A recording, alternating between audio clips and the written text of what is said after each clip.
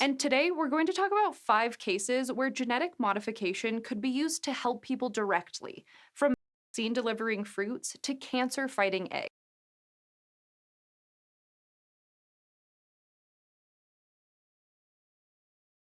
In some parts of the world, vitamin A deficiency is a huge problem. It affects millions of people, especially kids. So, scientists have been trying to find a way to get people more vitamin A for a long time. And genetic engineering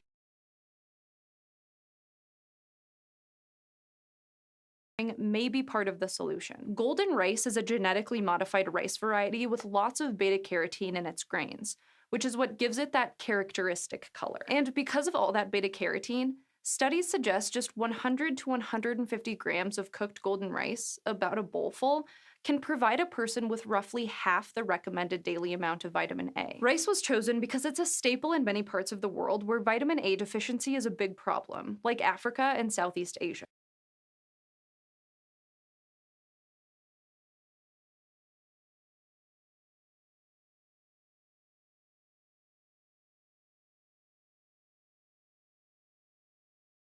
And unmodified rice plants can already synthesize beta carotene. The problem is, they only do this in their leaves. 2 key steps are switched off in the grain. So the enzymes needed for those steps are added back in by golden rice's transgenes.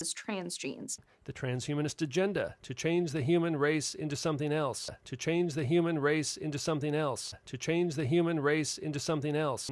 The transhumanist agenda to change the human race into something else. And the sign of the Baphomet, as always, it's not the peace sign, it's a sign of the goat god Pan, androgynous, all right? The genes that come from other organisms. Specifically, the GE plant has a phytoene synthase of maize and a bacterial phytoene desaturase from a common soil bacteria. These are hooked up to a grain-specific promoter, a sequence of DNA that ensures they're only expressed in the rice grains. And they're added to the rice genome with the help of a bacterium called Agrobacterium tumefaciens. It's a plant pathogen that, in nature, injects parts of its DNA into plant cells to make the plants produce tumor-like growths that the bacteria feed on. Scientists in the 1970s were able to figure out exactly what DNA it introduces and what genes were needed to make that happen. And that allowed them to transform this pest into a DNA delivery vector. Even now, with all kinds of genetic technologies available, it's one of the most common methods used to modify plants.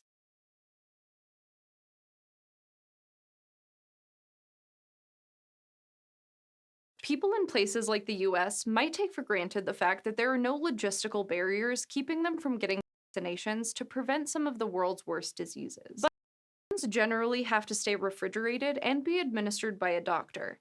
And that means they're a lot harder to get in some parts of the world. That's why scientists are trying to make plants that are genetically engineered to provide immunity to the people who consume them. The idea is that they'd work a lot like a regular vaccine.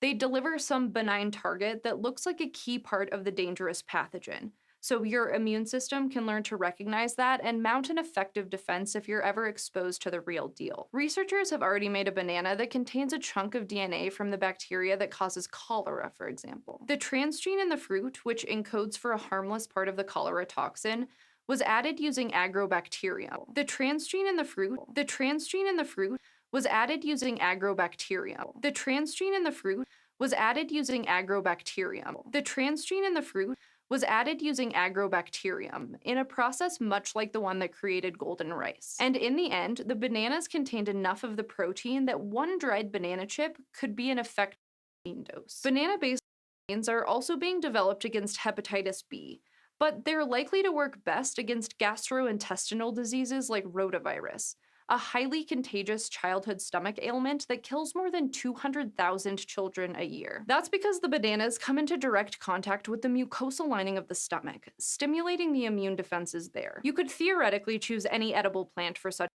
reasons, but bananas are a pretty great choice because they don't need to be refrigerated and are already a common staple in areas where these vaccines are most needed. And they're often eaten raw. And that's an important piece of the puzzle, because cooking could destroy the vaccine part. Banana vaccines could also be really cost efficient. According to one estimate, about 81 hectares of land could be enough to produce hepatitis B vaccines for every baby in the world. Use hepatitis B vaccines for every baby in the world.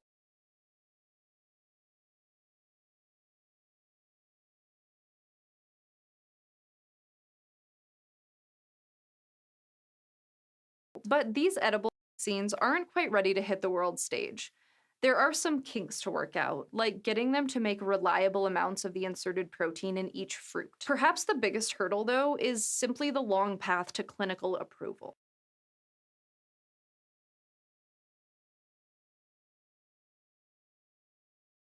Like any other vaccine, GM bananas will have to run the regulatory gauntlet to show that they're both safe and effective before they're approved for use, and that could take decades. There are a lot of other awesome GMOs in the works too, like carrots with more calcium to fight osteoporosis, or tobacco plants that produce antibodies which inactivate the Ebola virus,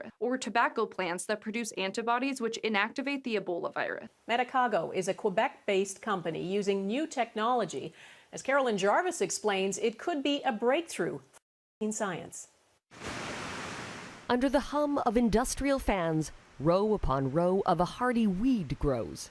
It's called Nicotiana benthamiana, a cousin of the tobacco plant, which is key to Quebec-based company Medicago's COVID-19 candidate.